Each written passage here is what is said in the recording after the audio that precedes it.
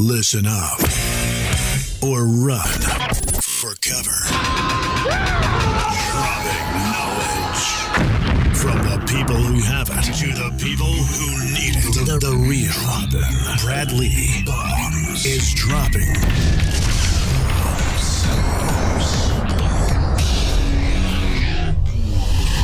What it is, Brad Lee, back again with another episode of Dropping Bombs. Today in the studio, kids, I've got Casanova Brooks. What's cracking? What's up, my man? Welcome Glad to the to be show. here. Yeah, good to have you.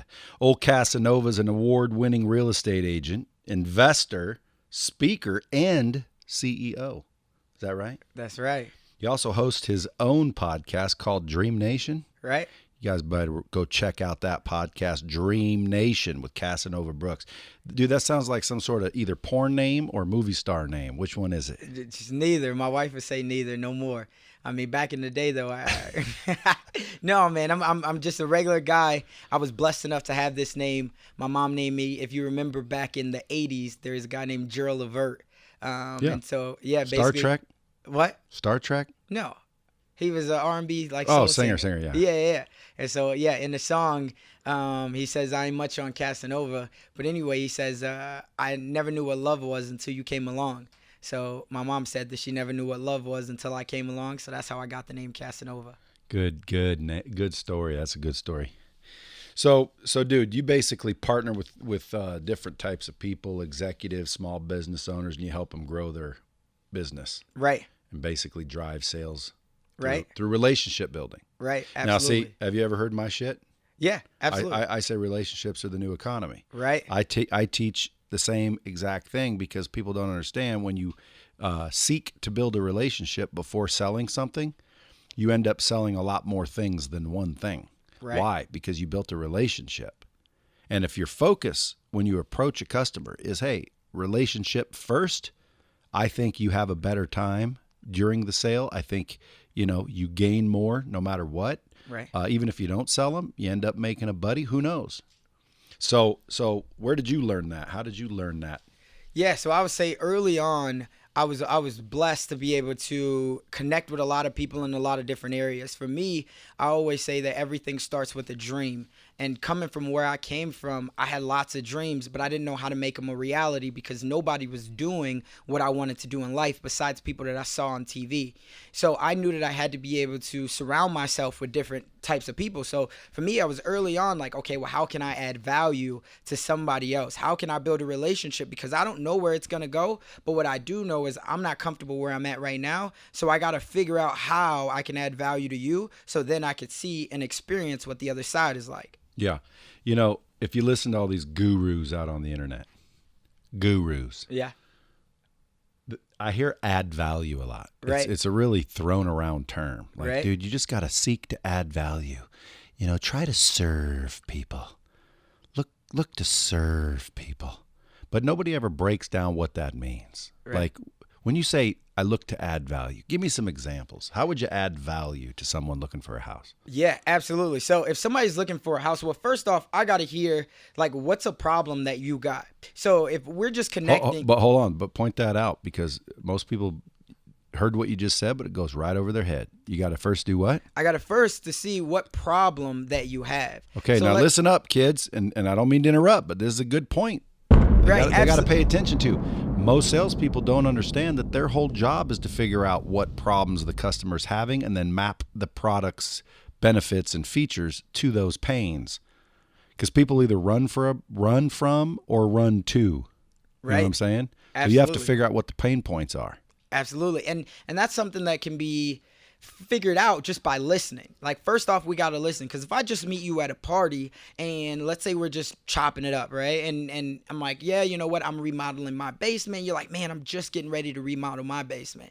I got to figure out a painter, things like that. Like, I'm going to get on it though, right? So right there, you just cued me to say, man, I got to figure out. So that's a problem that you have. You have to figure out a painter. So if I know that I'm trying to add value to you, I don't even have to say it at that time. I can bring it up. But what about if, later on that night, because we just built a solid relationship on the early end, you gave me your number, we swapped numbers, and then a couple hours later, I shoot you in a group text and I say, hey, Brad, I wanted to connect you with my guy, Juan, Ricardo, Bob, whoever it is. He's a dope painter. I used him for a lot of my properties. I think that you should, definitely allow him to give you a bid. You're like, wow. One, he was listening to me, and two, he just tried to connect me with someone else. So that's adding value. That's adding value. Give me another one. Another one would be, okay, if somebody is looking to connect with someone else. We all are looking for more value in this world, right? And so what that means is we're all looking for importance. We're all looking for substance. If I know that you have a product or a service, let's say Lightspeed VTE, or you're looking for more guests on your podcast, if I see that you're bringing in new people, all I got to do is connect you with someone else who can add value to your show, which brings more people to your audience. Yep. And now I've just served you a little bit better. Okay, folks, so you hear what he's saying? Like, that's how you add value. And again, sounds pretty simple. Some of you guys are going, well, no shit, we knew what that meant. Well, then how come a lot of you aren't adding value? How do I know? Because you guys are hitting me up. Maybe not the bomb squad, but people out in the world are hitting me up every day. And they're basically saying to me in my DM, hey, how can I add value? How can I serve you? Here's one way.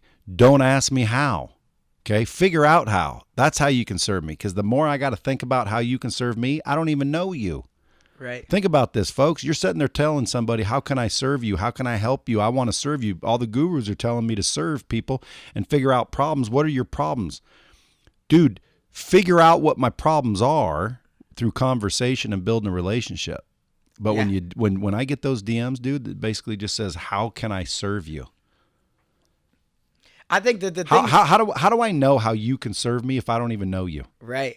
And I think the easy way is to look at everybody's selling something, right? I mean, even we talk about like GC, like sell or be sold, right? Everybody's selling something. So if I want to figure out how I can serve you, for the most part, if you have a course out there, if you have a product out there, no matter what it is, can I find somebody else? Can I become an affiliate of your course, right? And that just means that I don't have to actually get a link, but can I refer somebody to it? If you have a book, can I get somebody else to read your book? Can I recommend it to somebody? Because at this time, now when it's like someone reaches out and says, oh my God, thank you, Casanova, for recommending Brad to me. This has been phenomenal. Now you're like, well, who's this Casanova guy? And then if I could do it 2 or 3 times, now all of a sudden when I reach out to you, I'm like, Brad, hey, I want to keep up with where you're going. Because if I ask you, just like you said, now I got to stop and figure out how you can serve me. Well, now that's holding you back. But if I can hop on with where you're already going to, if you already have products or services, now I'm not holding you back. I'm saying I want to run with you.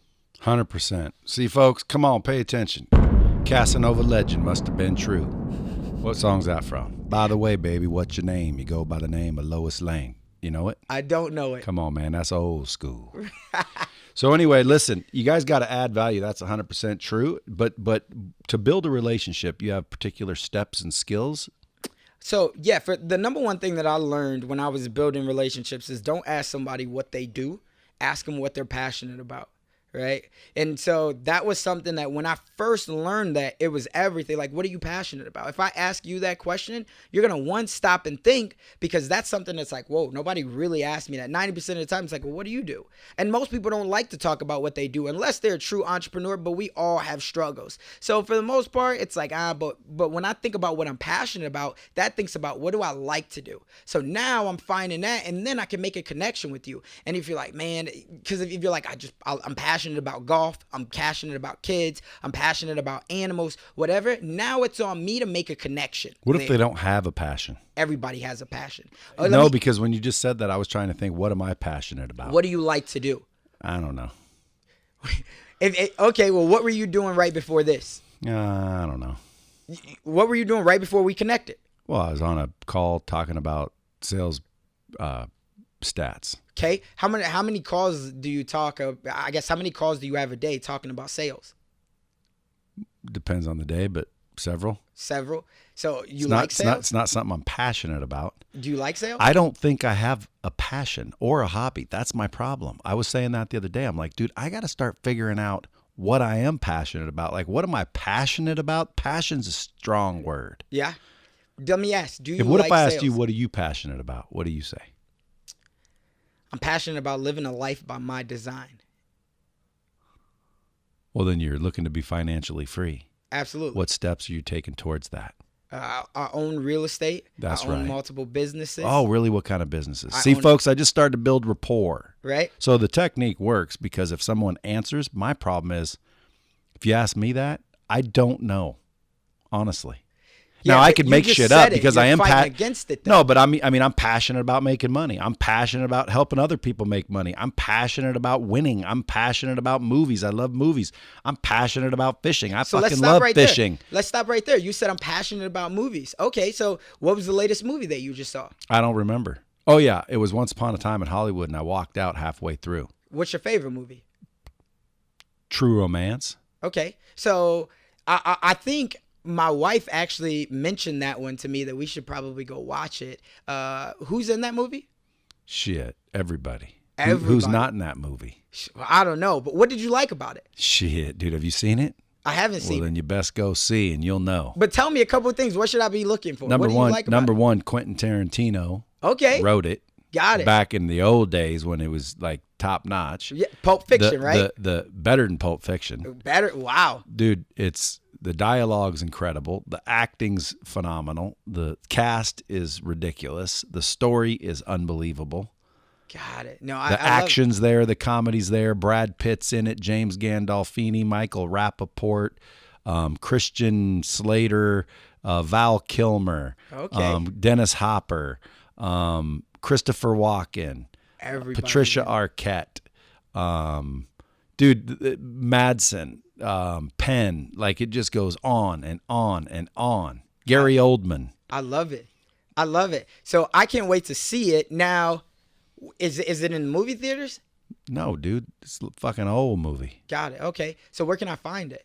I don't know, man. Internet. You ever heard of Google? Yeah, I've heard of Google. You can find Google. anything on Google. Got it. All right, I'll look at it. But so my point in that is you said you didn't know what you were passionate about. But then all of a sudden we started talking about this movie and you rattled off 12 people in the movie. You then started to smile a little bit. So clearly I found a passion. Yeah. And you guys got to be careful too, because if it sounds like you're being fake, I think it backfires on you. What do you think? Yeah, absolutely. People can read it. People can. Yeah, because like I'll get a DM once in a while from LinkedIn or somewhere, and they're like, "So tell me what you're passionate about." And these are strangers. Right. That's just the wrong time to ask that question. Right. If you're at a party, and everyone's talking, hey man, so tell me, what do you like to do? What are you passionate about? Totally perfect opener. I wouldn't mind someone said that I'm looking at and talking to. But dude, don't DM someone out of the blue you don't know. What are you passionate about? Right. No, this was in person. What if you want to build a relationship, but you can only get to them through DM or email? I think you get straight to the point, right? So hey, boom, there's a bomb. I keep saying the same shit, dude. We're aligned. Right. Keep going. Yeah. So you get straight to the point. What are you looking to accomplish here? Hey, I want to get you on my podcast. Okay. Well, what's your podcast about and how does it align with what I'm already doing? Right. So if it's a podcast about sales, hey, I want to get you on my podcast about sales. I already have X amount of listeners, downloads, and here's how I'm going to be able to put you in front of my audience and make it sound that much better. So maybe I'm going to put paid advertising behind it. Maybe I'm going to sell your course as an affiliate behind it. So I figure out what you're already doing and I get straight to the point of what I'm looking to accomplish. If I just want to be able to connect with you, then I think that it's like, hey, do you have any events coming up? I want to come out to an event. I want to connect with you in person because here's what you've already done for me. Here's what I'm looking to accomplish and here's how I feel like you can help me accomplish that. What you know about adversity? I think I would argue to say I know a lot about it. Tell me about it. Well, so I guess growing up, I'm originally from South Side of Chicago. So growing up, I was raised by a single mom. My dad was never in my life. My grandma stepped in to help lead the way, and I think she did a damn good job. I always like to preface it before I get deep into the story to let people know that I was never deprived of love and support. My mom, grandma, no one in my family could ever teach me about financial literacy, though, or anything else that had to do with how I was going to accomplish my goals in life just because they never did it, right? So it's kind of like that saying, everybody could tell you how to do it, but they've never done it. So I would say my first time that I experienced adversity, first time I experienced adversity was when I was 15. I was diagnosed with stage 4 Hodgkin's lymphoma. So it was all throughout my body. I went through 2 years of chemo. Prior to that, I was never ever sick as a child. Like I was popular. I was basketball, football, track. Everything was going well in life. Next thing I know, I started having trouble breathing. My mom wound up taking me to the hospital after a couple days, me just taking a lot of naps and things like that. And they say, hey, we think it might be a lot more serious than what we think. We're going to actually keep him overnight. About 1 a.m., the doctor comes in and tells my mom and grandma, hey, we actually have public transportation. We're going to ship him to the University of Iowa. My parents like, well, what do you mean? And then they're like, well, we think, it might be something a lot bigger. And they're like, well, tell us what. We think he might have cancer. So we got to get him there. So wound up doing that, stayed in that hospital for 45 days. At that time. And did you have it? What? And you had it? I had it, yeah. So I had a port in my chest. I still got the scar. It was connected to my jugular vein. So I went through everything that any cancer survivor experiences. And you freaking beat it? Yeah. Damn, dude, you got lucky. Yeah, I got very lucky.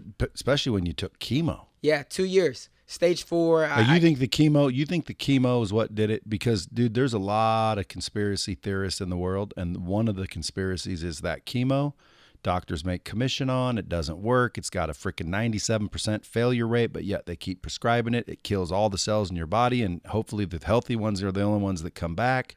A lot of times that's not what happens, but chemo supposedly kills everything in your body, including the cancer. Right. And then hopefully they bring back your cells healthy without the cancer. Sometimes it works, sometimes it doesn't.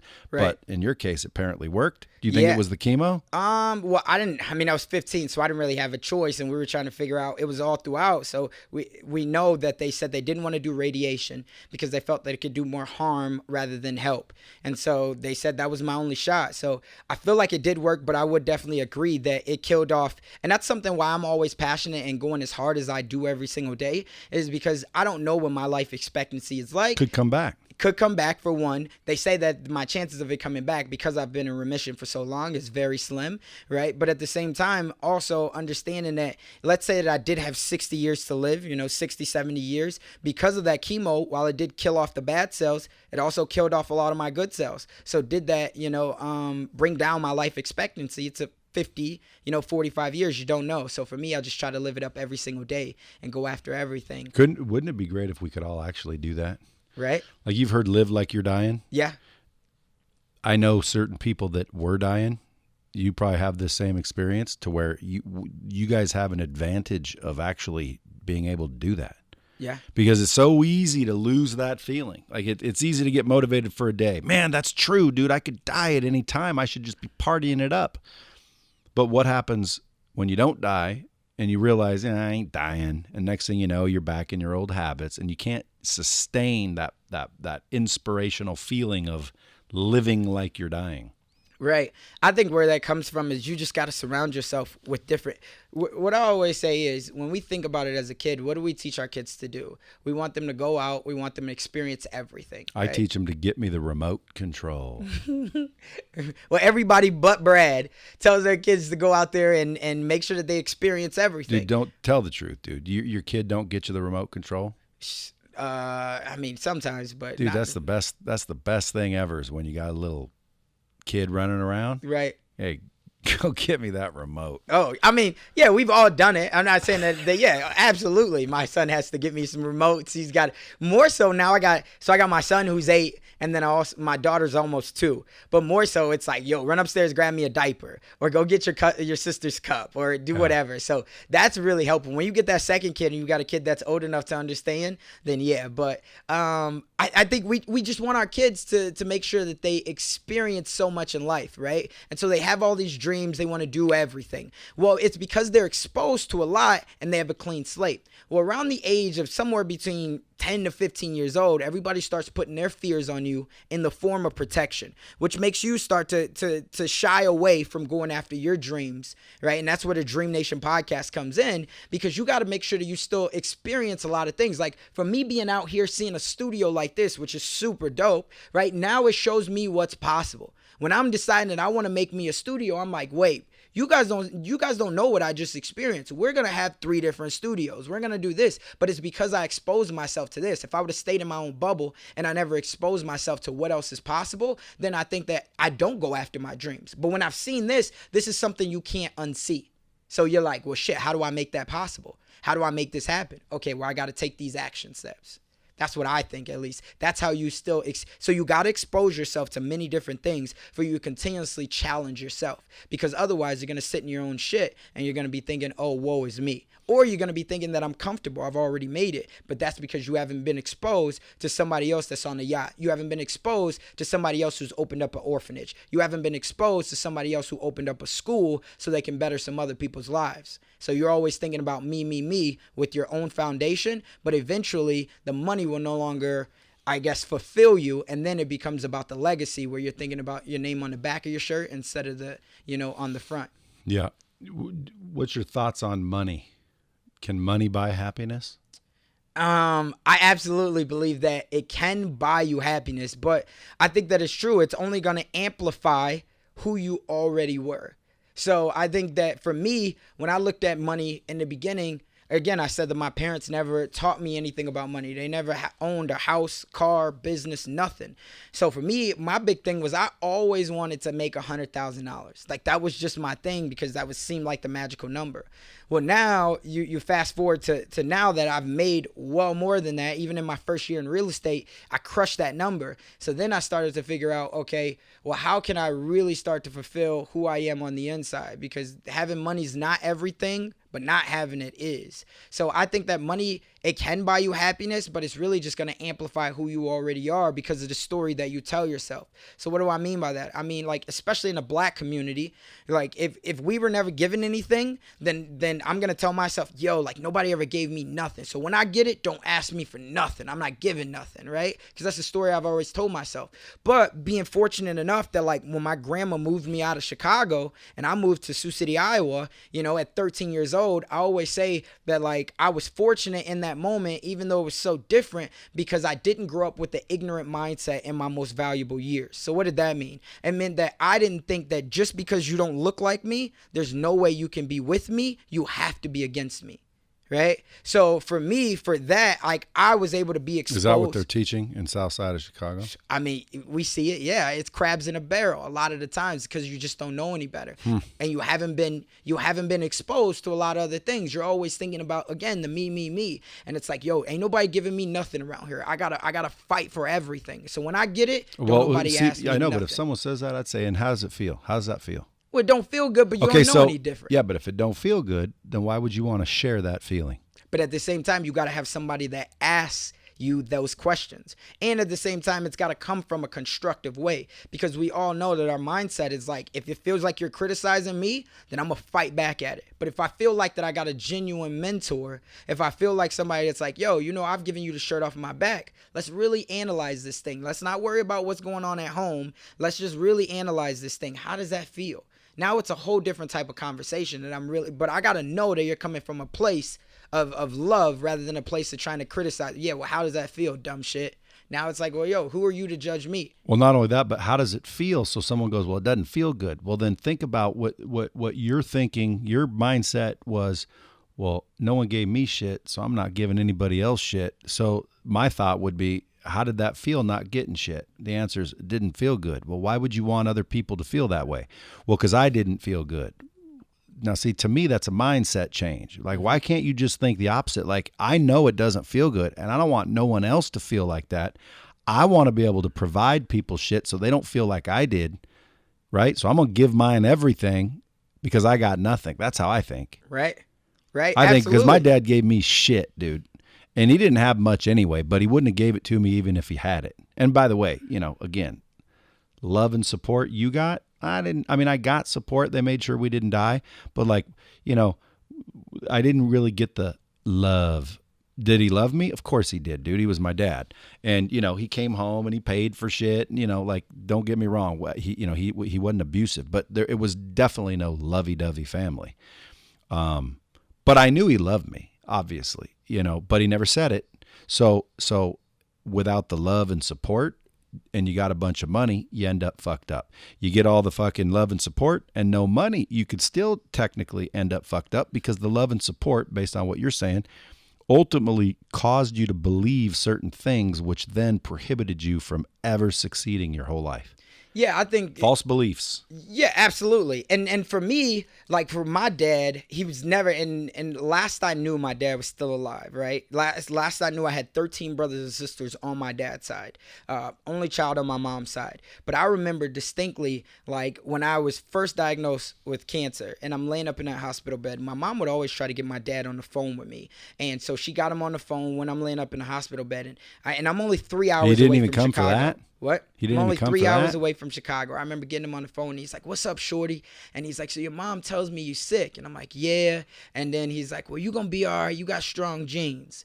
And that was it. And he never came and saw me once. He never came to one treatment. He never anything, right? And so again, it's kind of like that saying that if I didn't come from a rich family must come from me. Like that's exactly what it was. Cause for me now, like I never even resented. For me, I was just like, whatever. Like that was his loss. But maybe sometimes that's why, like, you know, I'm so headstrong on my beliefs and things like that when it comes to my son, because I know that if nobody ever gives it to my son, then again, how did that feel is what it goes back to. And I know I didn't like that feeling, but at the same time, I was like, look, it is what it is. He obviously wanted to miss out on my life, and I've even tried a couple other times since then to allow him to be able to connect with my kids, and he still has never been around. But it is what it is, right? I mean, people make their decisions. I know, but it's weird that people think like that. Like my dad one time came here for a visit. Mm-hmm.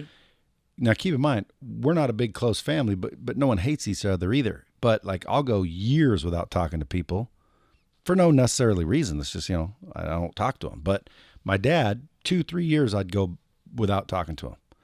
And then, you know, he called, said he's coming to Vegas. I'm like, oh, cool. Never met his grandkids, his new ones. So anyway, shows up, spends 7 days here, never comes over. The whole entire visit, and he's never met his grandkids. Now, in my mind, I'm thinking, who fucking thinks that way? But again, that's just how he was. He would ignore fucking family that he had in town when he went and visited someplace, and just wouldn't visit his own brother places. He came here, wouldn't visit his own kids. It's not that he wouldn't. Keep in mind, he wasn't refusing to. Wasn't convenient. Like, hey, my friends are over here, then we're going over here. Well, now it's too late. We'll do it tomorrow. And tomorrow never came, and then he went back home. Like, dude, if I had grandkids in a town and I went there, there'd be no question if I'm not at least hanging out a day. So, like, how does your dad do that? How does my dad do that? How do people think that way, dude? I don't know. But it's mindset. It's perspective. It's absolutely mindset. Or it's selfishness. I think it's all of the above. It's absolutely mindset. But I think that all of that allowed you and I to become who we became today, right? Because I just know, like, I didn't come from a big family. I was the only child, and my mom and grandma. So now that I have family around, and now that I'm able to provide for my family and friends and all these other things, that's why I try to go so hard at it, because I know what it was like to not. And my dad, like I said, he still never calls. Everything that I've been able to accomplish now, my dad's never one time sent me a letter, never said, hey, like, even, you know, with he's still kicking it. Last I knew, I was in Chicago, 3-4 years ago, and I went and seen his mom, and I don't have a relationship with her really, but my mom wound up getting that connection. I believe that was how I got a number. I can't really remember how I got a number, but anyway, we wound up going to see her. She gets to meet her great-grandson, and then she gets my dad on the phone. This is like 4 years ago. She gets him on the phone and telling him we're staying in Chicago. He's like, oh yeah, all right, well, when I get off work, I'm gonna come see y'all. Crickets. Never shows up. Now, he had did this to me prior one other time, which is when I was really finished with him. This is when I was like 14. I went back to Chicago, staying with my cousin, and my mom winds up getting him on the phone, and my cousin's going to like this freshman, sophomore party or whatever. She's like, yo, you got to come. And I'm like, my mom had got him on the phone, and he's like, yo, when I get off of work, I'm going to come get you. I'm going to take you to see your brothers and sisters. It's going to be a good time. I'm like, all right. So when my cousin's going to this party, she's like, yo, you got to come. And I'm like, nah, my dad's coming to get me. Right. And then she's like, you sure? Like, come on. And I'm like, nah, my dad's coming. I waited on that doorstep till like 11:45 at night. He never called. He never came. Nothing. He never even reached out the next day to be like, my bad, shorty. Like, I forgot it. He just never came. So it just wasn't convenient for him. But it is what it is, right? I mean, joy wouldn't feel so good if it wasn't for pain. So for me, I don't mind it at all. I go through it, and yeah. So that, I would say, that's when we talk about adversity. That's one, right? The second time of when I experienced my true adversity was 5 years ago. I decided to move to Omaha. 4 years, so 1 year in, things are going well for me. I'm just having this job or whatever. I'm transitioning into outside sales from inside sales, and I got my real estate license, and I had it for about 4 months now. Well, anyway, so my mom calls me up. She says, hey, your grandma and I, we want to move to Omaha, which is where I'm at now. We want to move to Omaha to be closer to you, Julie, and CJ. We got nothing left here in Sioux City. It's about an hour and a half away. So I'm like, all right, cool. So we go move my mom, and a couple weeks later, we go move my mom and grandma Sioux City, or to Omaha from Sioux City. And then that day, as I'm driving back the U-Haul and everything, I tell my mom, like, hey, I'll be back tomorrow to finish helping you unpack. Well, I wake up the next morning, 6 a.m. I had a voicemail from my grandma at 2 a.m. She's like, hey, your mom was having some pains. We went to the hospital. Make a long story short, within a week and a half stretch, I lose my mom at that very hospital. So she never got to experience Omaha for one day. Now, she was 50. She looked just as good as anybody else that you could see 50. You would have never known that she was, it's when your internal organs, when you've been drinking, smoking, not taking care of your body the way that we should be. That's what happened. Well, anyway, in that time, I'm transitioning, like I said, from inside to outside sales. So I'm working for a company called Paychex. Big company, payroll company. So they have a process that no matter where you are in the country, they fly you out to Rochester, New York for you to be able to complete that training. So since I'm early on. Foolishness. They need light speed. They do need light speed. But they have this process. So when my mom goes into the hospital, it's like 3 to 4 days. She's starting to get a little bit better. And so they're like, hey, Casanova, we got to fly you out here so you can finish this level 1 training, so you can come back, get you a territory, and then we could start you to working really. And so I'm like, man, I don't want to go. But the nurse is like, hey, your mom's doing a little bit better. You got to go out there. At this time, I'm also in the process of buying my first house, $140,000 split entry home in Omaha. So I'm like, oh, man. So I got to go out there so I can continue to buy the house. So go out there, about 2 to 3 days go in, and my mom's getting a little bit better. I'm talking to her, everything's like that.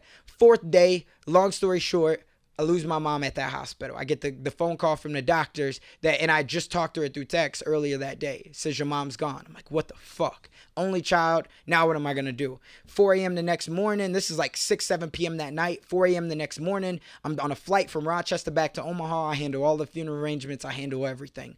So now, a couple days after that, my manager comes back and it's like, hey, Casanova, we get it. You had to handle all this, but we still need you to go back out to Rochester to finish that training. Otherwise, we can't certify you level 1. We can't give you a territory. You can't work here. I'm like, with all due respect, like my mom or my grandma, my wife, and my son, they need me here. I can't go back there right now. Like, I gotta, and they're like, my manager, she's super cool, but she's like, I get it, but what do you want me to do? This is corporate. Like, I can't. I'm like, yo, I got this real estate license and I'm in the process of closing on this home in 3 weeks. Just allow me to close on this home. And I'm good. I'll be out of your hair. And she's like, all right. So she allowed me to put in a 3-week notice, even though I had no territory. So they were kind of just paying me for nothing, but she was cool about it. So I'm like, all right, okay. So I'm preparing to close on this house. I need to close on this house. My grandma's got nowhere to go. I'm like, okay. So 2 days prior to closing on the house, the underwriters want information on my student loans to prove that it's in deferment. So now that pushes out my closing date from that Friday to the Monday. What happens when you go to close on a home? They re-verify your employment. Now, my employment, the last day was that Friday. So then my loan officer calls me up and he's like, dude, what the like, we just went to verify. They say you don't got a job no more. I'm like, well, first off, I couldn't tell, because he's like, why didn't you tell me? I'm like, I met you 2 weeks ago. I can't tell you, that's going to, your integrity is going to be at a fault. You can't give me a home loan knowing that I'm not going to have a job the day after.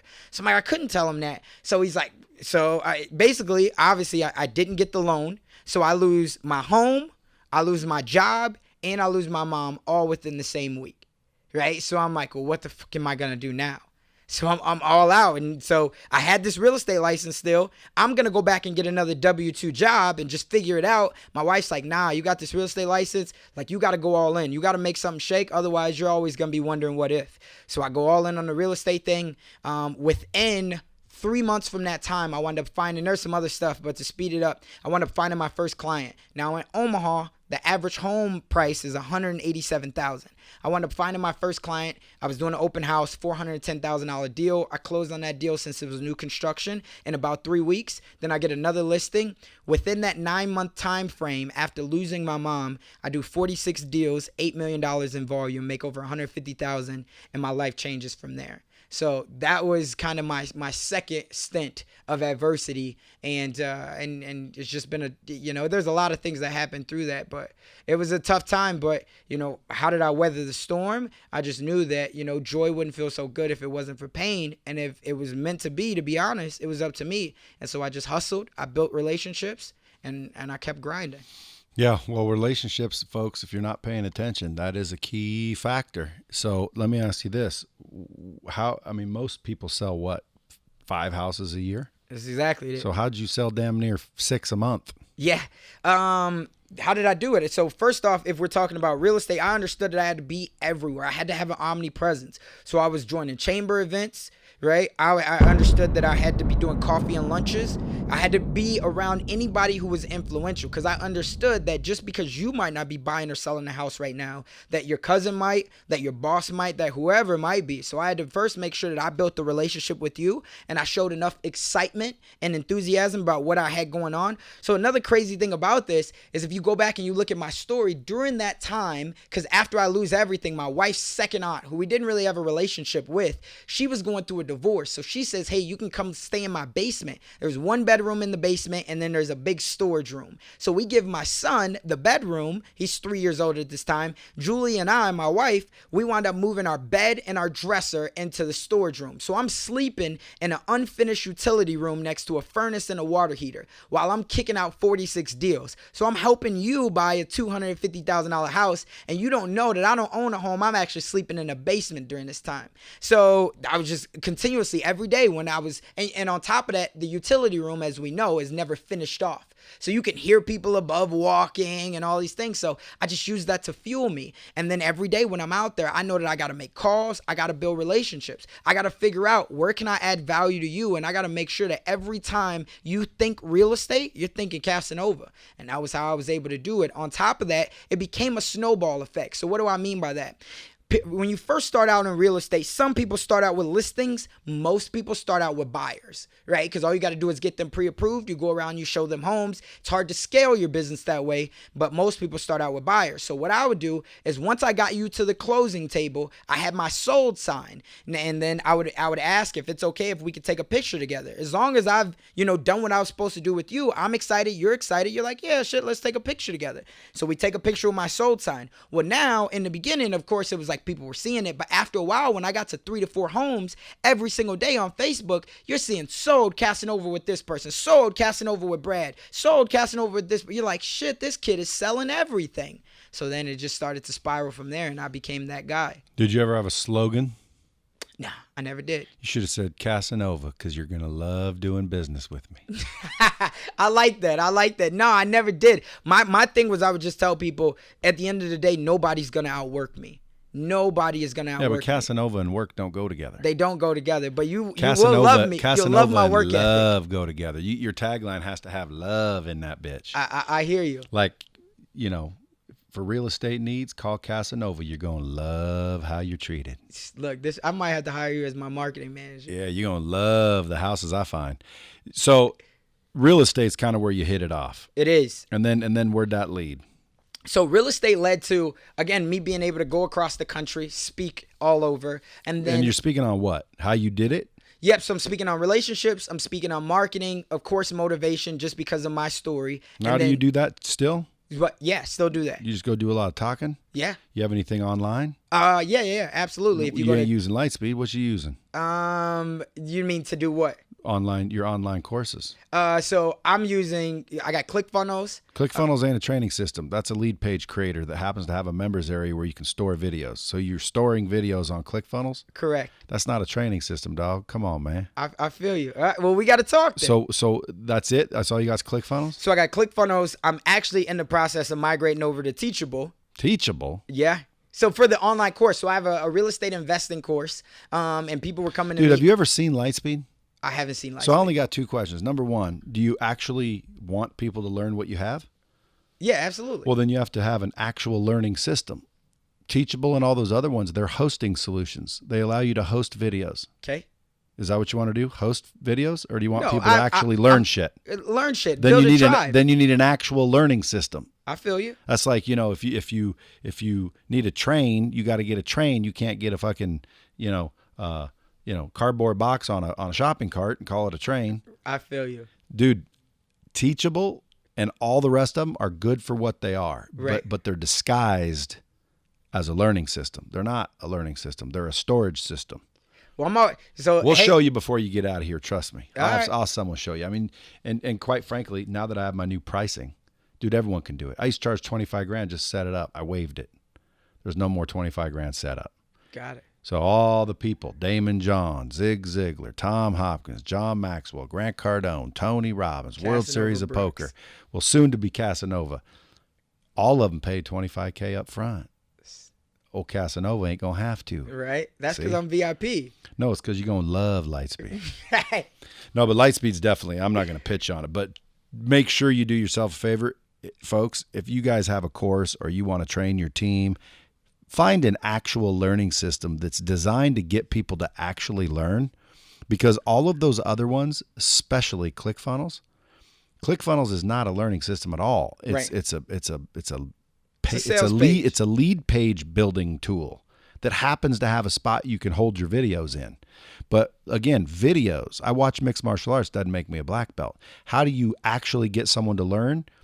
There's 4 things you need: good content, which you have, repetition, practice, and accountability. And those other systems will not deliver those things with ease. Now, again, can you accomplish that on other systems? Yes, but it's 10 times harder, meaning I don't know how many times you went through it, so I can't track that. I don't know if you understood it because the testing was lame and kind of, it was easy to cheat, so you never know if someone actually knows. There's no interactivity, so you can't adapt the content to the individual. You can't ask questions and find out who these people are. You think everybody's the same, or they're different people out there? Oh, of course they're different. You think they learn different? Oh, absolutely. Okay, when you give them a password to a plain old video, everyone hears the same shit. Right. Well, everyone ain't the same. They don't need the same information. Why can't you adapt your shit? Well, because you don't have Lightspeed, dog. I love it. It's the truth. We'll get you closed down on one of those, but I'm more interested in letting the bomb squad hear, like, from having a little success at real estate, turning into, hey, now people want me to speak, and speak not only because of your adversity and in your story, because that's captivating, but most people aren't selling this many houses as this kid either. Right. So we're all you do. I mean, were you just doing what you said, which is just meeting people and being everywhere? Yeah, absolutely. And no digital media. Yeah, and digital media and in person, right? Like, I think that the relationships, yes, you can meet people on social media. You and I was able to first connect on Twitter, right? And I reached out to you on Twitter, but then I was able to see you, a month later, and I think I saw you out here at that conference, the M3 conference. And then I saw you again at a different conference. It might have been Thrive. Were you at Thrive? Yes, I was. Yeah, so then I saw you again at Thrive. So at those times, I was able to connect with you just a little bit more each time, and then we were able to exchange numbers. So I think that, yes, you could start out online, but you got to understand that the real relationships will be built in person. So you can't just rely on one thing. And people like to do business with people who are already doing business. Or, you could say it another way. Like, there's 2 reasons why people go out of business. 1 is because people don't know you, or 2 is because people forgot about you. So you always got to have an omnipresence to let people know that you're still going. It doesn't matter what it is. I think you started out in the beginning talking about if you build the relationship, because it doesn't matter about what your product or service is. If you build it the right way, and you know that I got integrity, you know that everything I put my name on, like there's a saying that I said in you can't have too much because you got a ClickFunnels. What? Your integrity's already in question because you got a ClickFunnels. Look, ClickFunnels, I'm going to keep it 100 though. ClickFunnels has a tribe. And that tribe, I was at 10X earlier. I was at Thrive. Nobody's got a tribe like ClickFunnels. You ain't lying. Tribe and by the way, serious. that's what they do have. Yeah. A tribe. Right. But a tribe of people not making money. There's only a certain amount of them that actually are making money with their ClickFunnels. You know why? Why?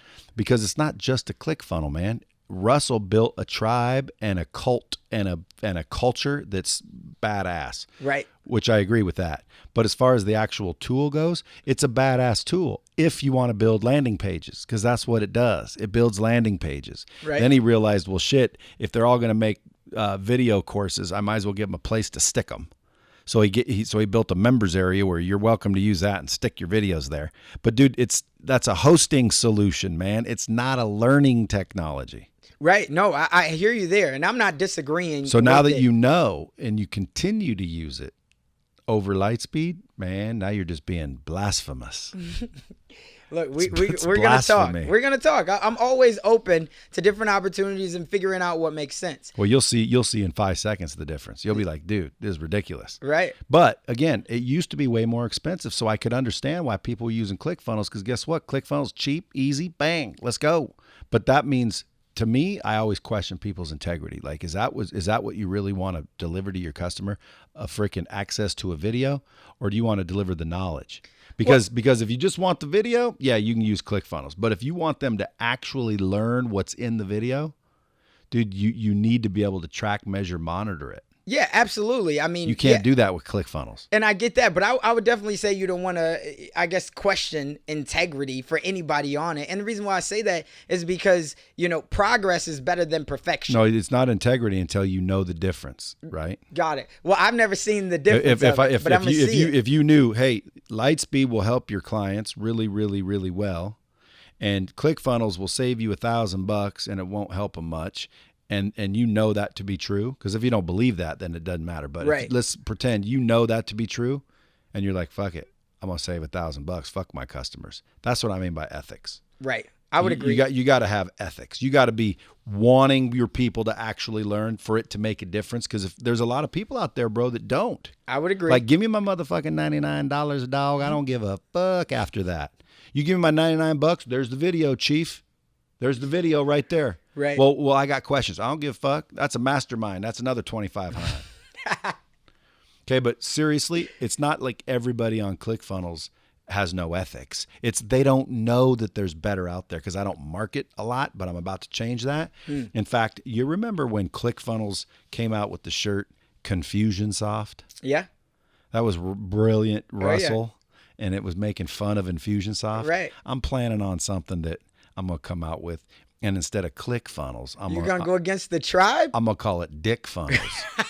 You're going to go against the tribe? I'm going to call it Dick Funnels. Here's why. Because, dude, what happens to a ClickFunnel where you don't make money? It goes down the drain. No, you're making dick. So it's no longer a ClickFunnel. It's a Dick Funnel. Because you're making dick with it, son. You're making dick.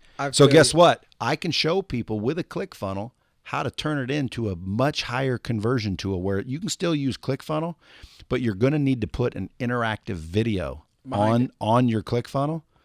And I'm telling you, dude, it'll skyrocket your conversions. Why? Because you have interactivity. People are like, what do you mean?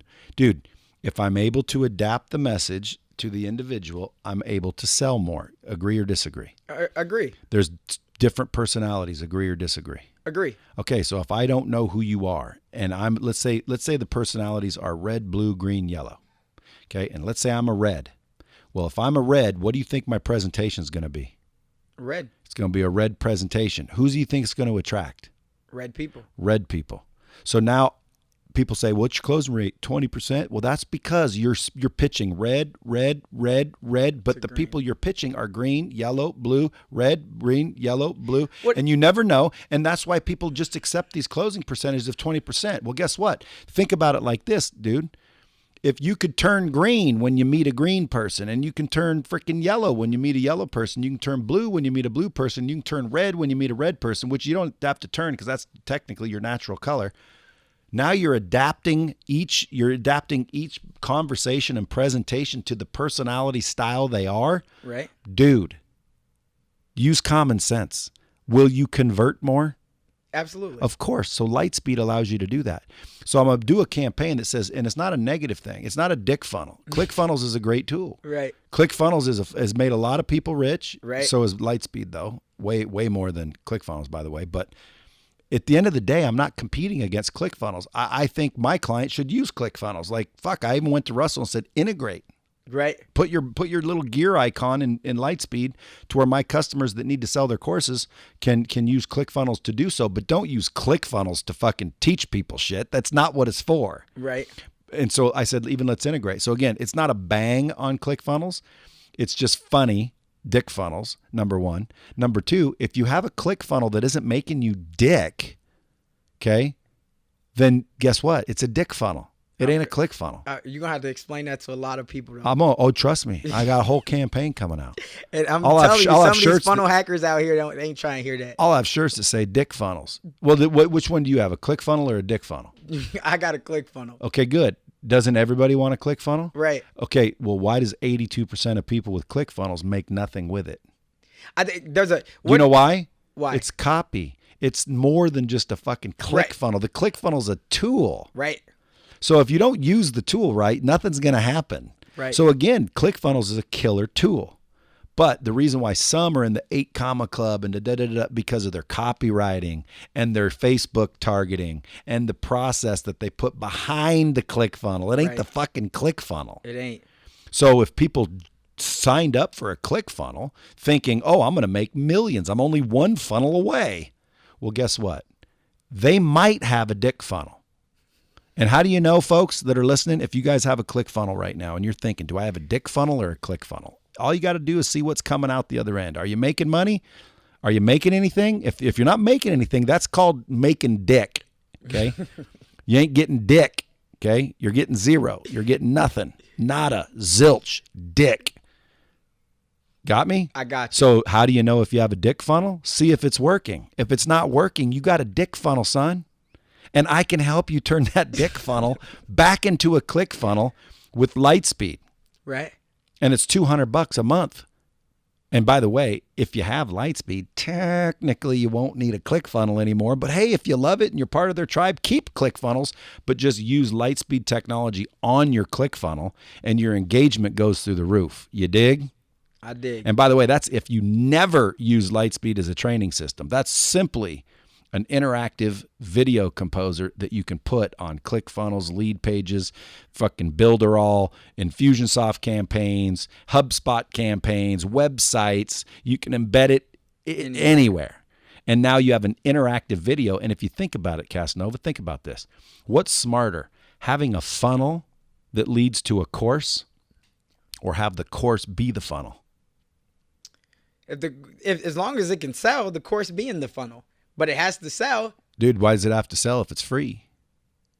How are you going to make money if it's free? Because the course is the funnel. How do you make money on your ClickFunnel?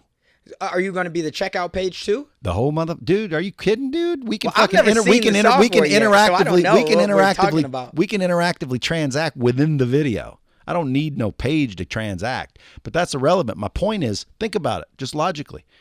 There's a funnel that's designed to get you to buy a course. Right. Why not give away the course that's designed to get you to buy other courses? Yeah. It's better than a funnel, dude. Right. Like I make the course the funnel. They make a funnel that gets to the course. And as you know, they're not easy to sell. It takes a lot of pushing and trafficking and tweaking and targeting. Take a lot. Okay, what if you gave it all away?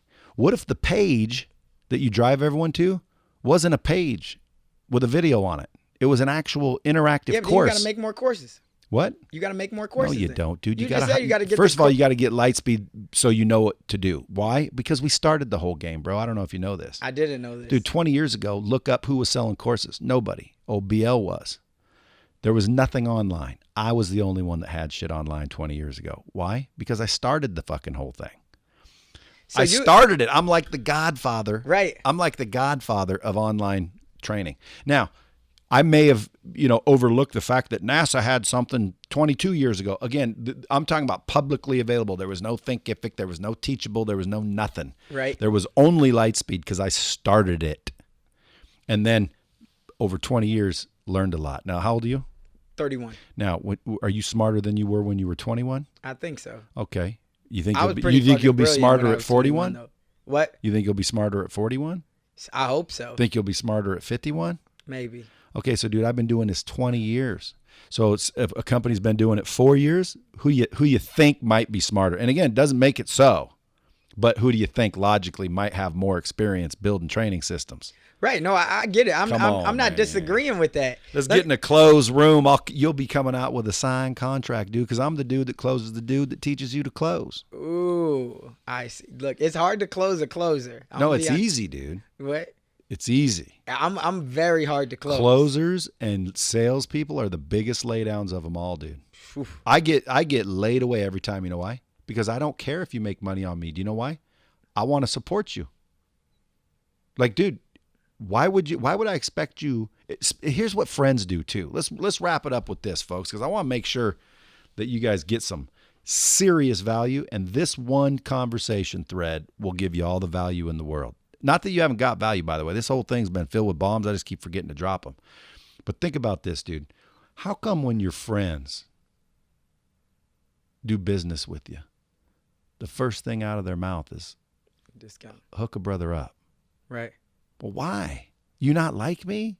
You don't like me? Strangers pay my freaking fee, but you won't? Right. I don't get that, dude. Support the people that you like, man. If I ever buy a house from you, I'm never going to say, Casanova, come on, man, kick me back your commission. It's because they have a scarcity mindset, right? That's something that has to be taught. I think most people, you acquire an abundance mindset. It comes with understanding sales. Most people are not in sales, right? Or at least they shy away from being a salesperson. So if you have a scarcity mindset, then they're always looking for some type of a deal. But just like you said, if you support that person, that's what's crazy is strangers will support you in starting a business before your friends will. Yeah. And a lot of the times, strangers will support you on social media before your friends will. And a lot of the time, it's because you guys came from the same place, but you decided to go out, because this doesn't happen business owner to business owner. For the most part, it doesn't really happen. It's always like an employee mindset versus an owner mindset. So they're like, no, I need some type of a deal. But you're like, when you go to Walmart, you're not going to ask for no deal. You know why, though? Because they don't give deals. Right. Like, there ain't no negotiating a gallon of milk at the grocery store. Now, if there were, everybody be negotiating. Right. You get what you tolerate. And too many times people negotiate because they listed a price that they didn't really want. They just started there. It's like, dude, I'd like to punch that first person in the face who originally did that. Imagine if everything what it was. When I say, Casanova, how much for that coaching of yours? And you say it's X. And that's what it is. Right. That's what it is. There is no negotiating. There is no deal. There is no nothing. It's like, that's what it cost. And everyone just was used to paying it, because then you'd either get a yes or a no. Right. Like, Brad, how much is Lightspeed? It's X dollars. Oh, no, man, I'm going with ClickFunnels. Cool.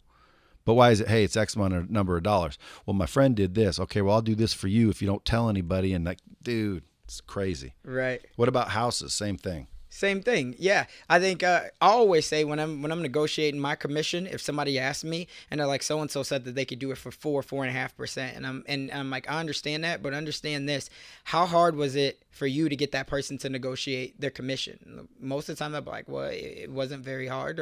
Or did that person offer up to do it for cheaper, or did you ask? Oh no, they just said that they would do it for this. Okay, well, imagine if they're willing to drop their own commission, what do you think that they're going to do when you get your house on the market? They're going to tell you to drop your price, right? Because they wouldn't fight that hard for their own commission. So what do you think they're going to fight for your dollars? And so that's what I always tell people. Another bomb. Any realtors are listening, he just gave you a nugget right there. Because, dude, I'm in the camp where I don't want a discount. If I like you, I'm gonna just pay for it. Now, if I wanted a big discount, well, I'd want to go freaking find a salesman I didn't know, and I don't like you.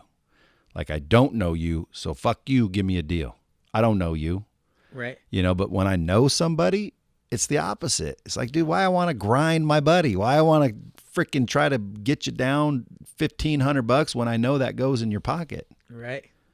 Yeah. No, I say it all the time. And especially in the world of real estate, it's like, that you're taking food. If you call this person your family or good friend, you're taking food off of their child's plate. Right. And then you're most likely going to go give it to somewhere else. Right? 9 times out of 10, you would anyway. Yep. Right. And so. But it ain't okay if I know you. Like, right. It makes no sense. People think backwards. Absolutely. It all boils down to perspective and mindset. When we have you back, dude, I want to talk about mindset and perspective, because I know you said you could talk about a lot of things, and that was one of them. And to me, man, I'm trying to take everything that I know and just boil it down to the basic, to where anybody can understand. Because a lot of this shit that all these gurus are talking about, there's truth to all of it, but they're saying it in a way that makes no sense or that causes a lack of understanding. I want to get it down to where, man, any idiot on earth can understand what it is, and then they make a choice to either accept it or not. Because, dude, at the end of the day, success is about choices. Right. You know, your mom passed, everything was going bad. You chose to get to fucking work. Right. You made that choice. Facts. Nobody forced you to do it. Nobody freaking did anything, dude. You chose how to react, and it made sense. You could have chose another way, and right now you wouldn't be on my podcast. You wouldn't have a fucking family that's all taken care of. You wouldn't have books and speeches and all the shit you got. And what would have been the difference? The mindset. A choice. Right. You made a choice. Right. So, folks, everything's a choice, man. Look at your life and quit making excuses. Quit blaming the president. Quit blaming the freaking wife. Quit blaming the freaking job. Quit blaming everybody, and understand one thing. It's a choice. Now, again, when people say, I don't get it, okay, then that means you don't understand, which is why I want to figure out a better way to say it, because it's still the truth just because you don't understand it. It boils down to a choice, dude. What you say, what you do, how you react, how you believe. Because I think a belief is why you behave the way you behave. You behave the way you behave because you believe what you believe.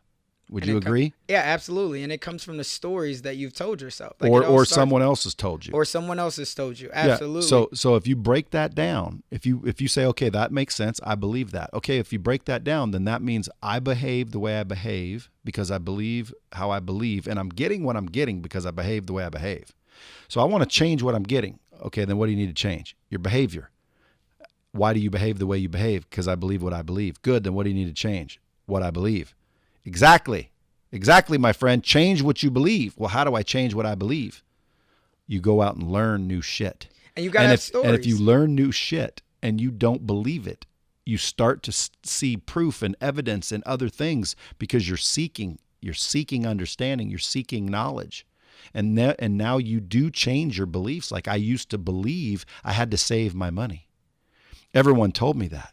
Dude, you save your money, technically you're an idiot. Unless, of course, you're saving it to go invest. Right. Because money is worthless all by itself. If I gave you $10 million and said, Casanova, hold that for me, but don't spend it. What's that money worth? Right, nothing. And not only that, it's a burden, dude. Right. You got to lug around my $10 million everywhere you go, but guess what?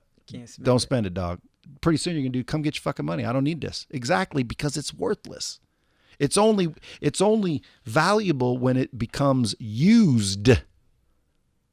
The whole monetary system is this is worth something so I can get something I need, which makes this an automatic tool.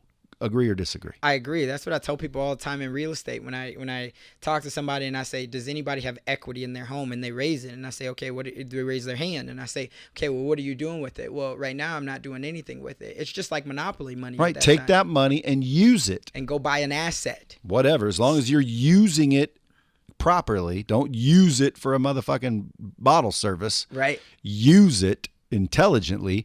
That money will bring back other money. Absolutely. And now you've got more money. And get the word money out of your vocabulary and start saying tool. It is. Because why would you have a tool that you don't use? Right. There's no point in having it. Absolutely. Yeah, that's like having a fucking hacksaw or one of them circular saws in your garage, but you don't use the motherfucker. It just takes up room in your garage. And many people don't. And it just comes with financial literacy. So many people are taught, just like you said, to like hoard, to save.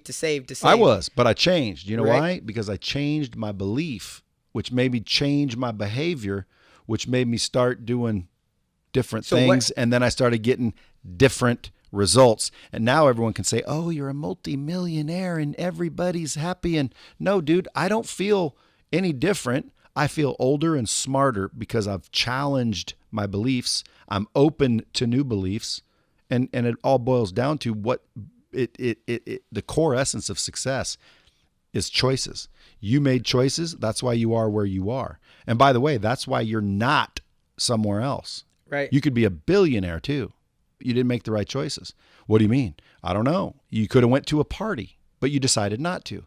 You could have freaking shook a hand, but you didn't. Right. I don't know. Right. But I'm telling you, if you bring it down to the simplicity, it's choices, man. People say, well, I didn't choose to get cancer. No, but you chose how to react when you found out you did. Right. Okay, so again, that's a choice. Right. So it's crazy, dude, if people can learn it. I want to figure out a way to keep it simple as hell to where any idiot, people always say, that's funny you call them idiots. Dude, I call anyone an idiot, whether they're good people, bad people. They're an idiot if they can't see what's right in front of them. It's like it's so obvious that choices determine everything. The choices you're making are determining everything that's happening to you. And who controls your choices? We do. That's it. Like, right. I can try to influence your choice, but you ultimately get to decide. Right. If I say, dude, that watch, dude, those are junk, and you go home, you throw that fucking watch off, I influenced your choice, but it was your choice to throw the watch away, right? Right, absolutely. I think it comes down to clarity. That's the one thing, right? I always tell people lack of clarity, causes confusion. And especially in sales, confusion in the eyes of a buyer means what? Well, it's funny. I say it just like that. I mean, I say just the same thing, but opposite. I say clarity is gold in a world of chaos. Absolutely. Yeah, it's the exact same thing. That's the way I tell people all the time. If you have lack of clarity, it causes confusion. And in the eyes of a buyer, if you have confusion, that means what? They don't buy. Right? So that means confused minds don't make decisions. Right, absolutely. It's the exact same thing. So it's always first getting down to clarity. Like what exactly do you want? Because somebody's going to say what exactly they want. Okay, I want to own a home. This is what I know I want. Or I want to own, whatever it is. I want to have a YouTube channel with 10,000 subscribers. Okay, but then we're going to reverse engineer it. So if we know we want to own a home, okay, well, what are all the steps? We need to make sure that we have a pre-approval. We need to make sure that we find the right home. We need to make sure that you have a good realtor. We need to make sure that we have the home inspector lined up, all these things, and we reverse engineer it. And then if we just follow the steps and we don't have to see, you want to see the end goal. You want to be married to the destination, but you definitely don't have to love the process. People say, trust the process, which I believe you definitely have to trust it, but you don't have to love it. A lot of people, I think, don't love the process. But at the same time, if you marry the destination and you say by hell or high water, I'm going to get there. And then you look because most likely whatever you're doing is not revolutionary. Somebody's already done it. So then just look at what the steps that they've already taken. And sometimes that means you just want to reach out and ask someone, hey, because people are always wondering, how can I serve? How can I find a mentor? And I think that those are all great questions. But at the same time, if people reach out to me, and I get it all the time, where somebody's like, I want to know how I can get started in real estate. Well, the first thing is that's such a broad question of how you can get started, because if you go to YouTube University, you can learn anything. Right? So if you're just coming to me, again, that's slowing me down. If you're saying, how can I get started? Well, I don't even know where you are right now. So are you telling me that you have no money, you have no credit or anything? Now I got to figure out your situation. But if you come to me and you say, hey, Casanova, I watched a couple of your videos and here's what I already have. No matter what side you're on, if you're trying to be an investor and you say, here's what I already got. I got a property under contract, right? And all I need now is a contractor that can walk through this house with me and can tell me what it's going to be worth so I can do my due diligence period, because I have a buyer lined up as well, as long as this deal is good enough and there's enough meat on the bone. Now I'm much more inclined to want to help you because I know that you're stuck in a rather than you're just saying like, well, what do I got to do first? Well, YouTube it, Google it, do something, right, to figure out that how you can take a couple steps. Because if why don't you say buy my course? I do. I tell people, but most of the time for the people, it's about who you attract. But I would say for a lot of the people, when they come to me, because wholesaling, and this is something we were talking about before we hopped on, wholesaling has become like the thing that everybody wants to do nowadays, right? And that means you have no money, no credit, no anything, and you want to know how you can get started investing in the real estate. Well, the reality of it is 80% of people have shitty credit, right? 80% of people, they don't have 5 to 10 to 15,000 that they can start investing into real estate right now. So they're trying to get in the path of least resistance. So they're trying to get in with wholesaling. So then I'm trying to help people to be able to understand what wholesaling really means. But for everybody, for me, for my course, right, it's $997. So people are like, well, I don't have it. So then you got to try to be like, get them over that mindset hump to be like, you got to invest into yourself 100% to be able to get it. So there's a lot of things that go along with that. I'm sure you've experienced it as well. But like I said, at the end of the day, if you go to YouTube University, you can at least get steps 1, 2, and 3. And then if you're reaching out to anybody who's already achieved what you want to, they're a lot more inclined to want to help you. Boom, dude. Pure gold. Casanova, appreciate you coming through, man. This might be one of the longest episodes. No, I'm almost, though. An hour, 9 minutes. It's because you loved me. They're usually, well, that means just conversation's flowing, dog. Right. But I want to have you back one of these days. So the next time you're in town, check us out or swing by. I'm gonna go deep on freaking mindset and perspective, because I'm telling you, man, that's where people are screwed up. Yeah. Folks, go check him out, CasanovaBrooks.com. You can follow him on Instagram, Casanova_Brooks, just like it sounds. 1S, Casanova. Brooks. Go check him out. Follow him. Make sure you give him up a hashtag Bomb Squad. Let him know that you heard it here. Also, kids, do me a favor.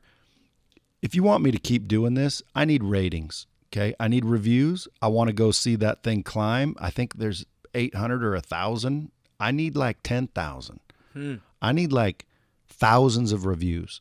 So again, do me a favor. Go rate and review the podcast. Good or bad, I don't really give a shit. I want a bunch of them. You know why? Because it helps drive engagement and rankings, and I need to be numero uno, and only you can help me do that. So share this out, tag some folks, go rate and review, and always keep it real.